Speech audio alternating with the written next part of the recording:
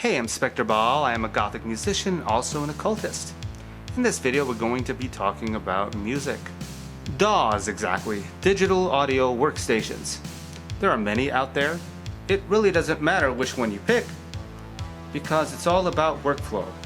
People argue that the summing, one DAW sounds better than the other. Does it really? That would depend. Do I believe that one DAW sounds better than another? Well, every DAW has its own version of their own EQ, their own curve, their own compressor. So yeah, it can sound different. At the moment, I am using Cubase 10.5 as my main DAW. I am a Studio One user. Well, at the moment was a Studio One user.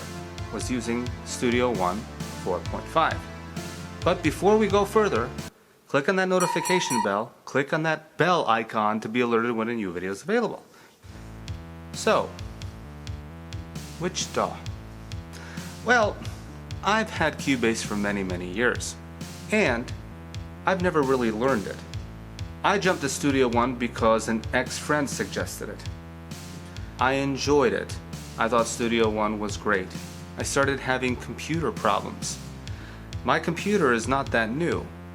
It's an i7 4-core computer, 32 gigs of RAM, a 1080 Ti card, and I built it to be a Hackintosh. But I started having issues. Could be because it's in Hackintosh. I was using Clover as my booter, but I decided, since I am working with a DAW that is either Windows or Mac, I decided to go back to Windows 10. Might be a lot of people saying, what the heck did you do? Why'd you go to Windows 10? That's a horrible operating system. I have not been on Windows since Windows 7. I enjoyed Windows 7, even though there were some issues with it. I will say I love Windows 10. I have not had any issues with Cubase or Studio One. No, I take that back. I have had issues with Studio One 4.5 when it came to the CPU, and I needed a mix done. I'm working on the new song Running Out, mixing it down, and I had computer issues, it hitting 80%. So I decided, let me try Cubase. I've been a Cubase user for a very long time before Studio One, but I didn't fully learn it. I didn't take advantage, and that's very unfair to the DAW. So I got a course. I will post the link of the course below. It's a wonderful course. Now, nobody paid me to say anything. I bought it with my own money, and I've learned Cubase over the weekend like I never learned Cubase. Anyway, I learned the program because of these videos, and that's what counts. I didn't want to run around YouTube trying to learn the whole program. Everything was step by step. So now I'm flying around Cubase. Cubase is a very deep program. There's a lot more to learn. So, I know Studio One 5 came out, and I watched the videos, and I liked it. I liked it. But then I thought to myself, well, Cubase already has that. What the hell am I going to go back to Studio One? Usually with DAWs, one takes from the other, and then they just rename it. That's what I've noticed. But I am liking how Cubase is performing in Windows. I am liking the CPU. It's at around 60%. I don't even use many tracks when I record, especially when I record vocals. I don't do 200 takes of vocals. I'm looking at Ryzen 12-core, 16-core for a new computer when I'm able to do it. Also, I see Intel with compatibility. You know, when it comes to DAWs, it seems that single core is the most important when it comes to DAWs. But since my computer is multi-purpose, streaming videos and music, but music will be the main thing for this computer, then videos, then streaming. I'm still trying to figure out what computer eventually I'm going to upgrade to.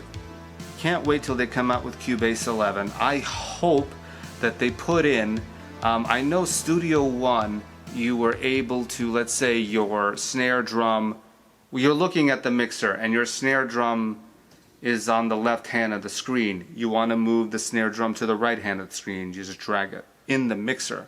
I don't think I could do that in Cubase. Actually, I want that. I know I could do it in the track view, but I can't do it in the mixer.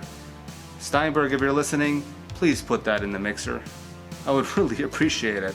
Yeah, the MIDI in Cubase, nothing could beat it. The effects in the MIDI, the things I could do with MIDI. MIDI is the main thing I use. So it's very important that my MIDI is top-notch, and Cubase does have top-notch MIDI. I do love that Cubase works really good with external gear. I use a lot of hybrid mixing through an analog summing device, a Mixmaster 20, onboard compressors. My latest EQ, the Drummer 1974, which I adore. I am so curious on their new 2 mic preamp, the 1970 Drummer with the 2 compressors in there. I am really interested in that. I would love to demo it. Or demo the 1978 to do that. That would be cool. Down the line, I don't know what's going to happen. But at the moment, I am a Cubase user. What I do love in the new Cubase is vocal align. You could take your main vocal, you could take your backing vocals and align them. Instead of doing it all by hand, which drives you crazy, because sometimes it doesn't align properly, or you thought you aligned it, then you come down the next day to check on your mix and you say, holy crap, what the heck was I doing last night? What was I hearing last night? That's even better, right? Because sometimes when we're mixing and we're sitting there for a long time trying to get the best sound that we can, we need a new perspective. That's why it's really good to have 2 sets of speakers. I have my main head Type 20s, amazing speakers, and also the Auratones, the Auratone amp. I will be doing a review about that, so stay tuned for that. Tell me your thoughts about Cubase. Tell me your thoughts about Studio One.